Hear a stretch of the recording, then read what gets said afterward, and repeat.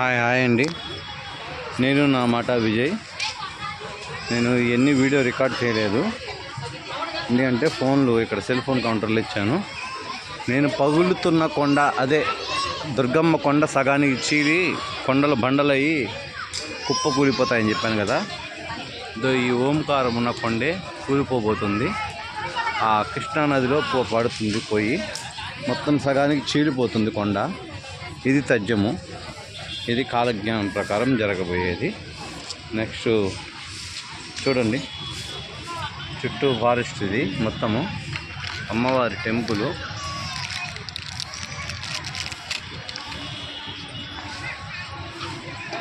అదిగోండి అమ్మవారి టెంపుల్. కానీ ఫోన్ అవైలబుల్ కాక కొంచెం లేట్ అయింది, ఏమనుకోవద్దండి. అదో కృష్ణమ్మ. ఇది చెప్పాను కదా, ఈ పిల్లర్లో అదిగో అక్కడ కనబడుతున్న 4వ పిల్లరు పగులుతుందండి. కృష్ణమ్మ జల పోయి అందరి పళ్ళు పలపలా ఎరుస్తుంది. పానకాల స్వామి పరిగెత్తుకుంటూ వస్తాడు. మొత్తము 4 ఒకేసారి పగులుతాయండి. ప్రకాశం బ్యారేజీ బ్రిడ్జిలో లాకులు ఉన్నాయి కదా, ఇదిగో చూడండి ఆ లాకులు మొత్తము. చూడండి ఎన్ని లాకులు ఉన్నాయో. మొత్తం అవతల పక్కన ఉన్న నారసింహస్వామి, మంగళగిరి నారసింహస్వామి పరుగున దుర్గమ్మ గుడికి వచ్చాడు. చెబుతున్నా వినండి. ఇదిగోండి, ప్రకృతి అందాలకి సోయగమే ఈ అమ్మవారు. ఆమె ముఖం ఎంత ప్రశాంతంగా ఉంటుందో, చిరునవ్వుతో అంత ప్రశాంతంగా ఉన్న వీరు కొన్ని రోజుల్లో విలయతాండవం ఆడబోతుంది. ఇది తథ్యము. ఇది మెన్షన్ చేసుకోండి. జరగబోయేది జరిగేది. కృష్ణా బ్యారేజ్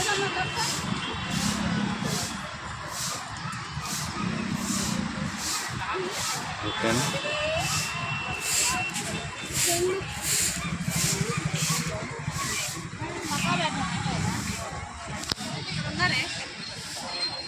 పిన్ని ఏది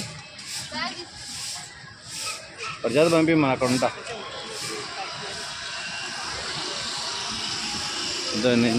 అదే చెప్పాను కదండి, పగిలిపోయే కొండ ఇది. సగానికి చీలిపోతుంది. అమ్మవారి కొండ నడిమధ్యకు తేలుతుంది.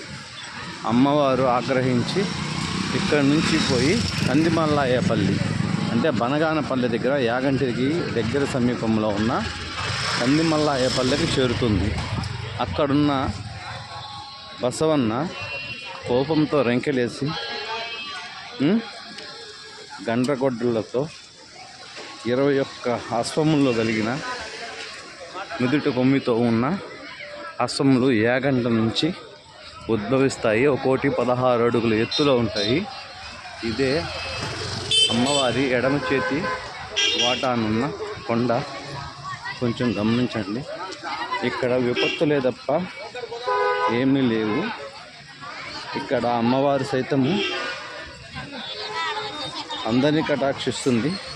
కాకపోతే కటాక్షించే తల్లి ఆగ్రహిస్తే ఎలా ఉంటుందో అది కూడా చూడాలి. ప్రపంచ వినాశనానికి దగ్గరగా ఉన్నాం మనము.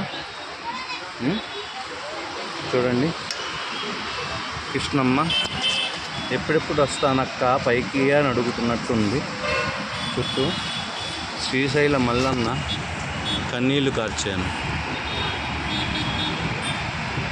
చూడండి, మొత్తం చూపిస్తున్నాను. విజయవాడ దర్శనం.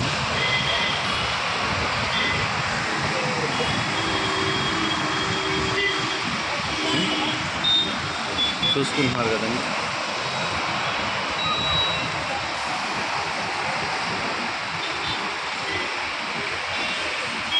ఇది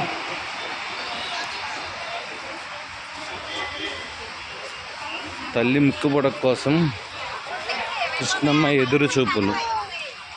తొందరపడద్దు తల్లి, చెల్లించుకుందు కానీ కొంతమంది నేను చెప్తున్నాను.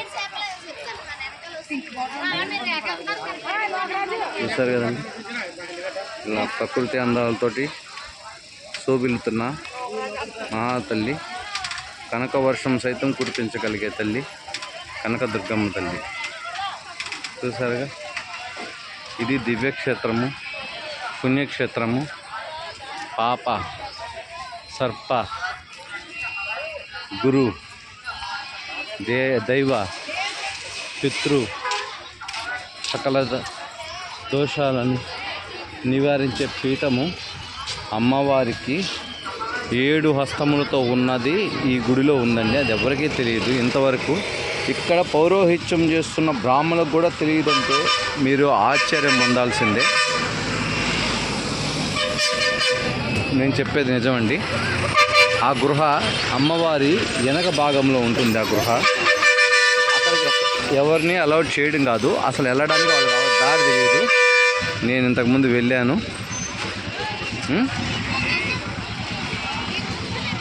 అమ్మవారిని చూసి వచ్చాను. ఆవిడని 7 చేతుల హస్తములు కలిగిన 7 పాయల తల్లి అంటారు. ఉన్నారండి విజయవాడలో అమ్మవారు. మనం చూస్తున్న అమ్మవారు కంటే వెనక పురాతనమైన అమ్మవారు ఉన్నారు.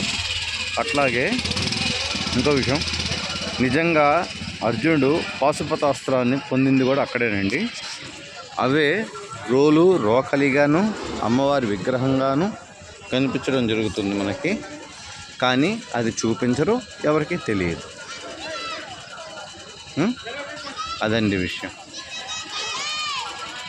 ఇక్కడ ఉచిత బస్సు సౌకర్యం కూడా పెట్టారు, చాలామందికి తెలిసే ఉంటుంది.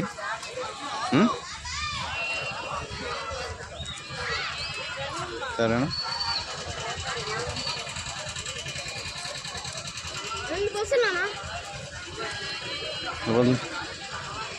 చూసారు కదండి, నా శక్తి కొలది ఆడుంటా. నేను చూపించిన వరకు చూపించానండి. నాకు మళ్ళీ అమరావతికి ఉంది ట్రైను, వెళ్తున్నాను.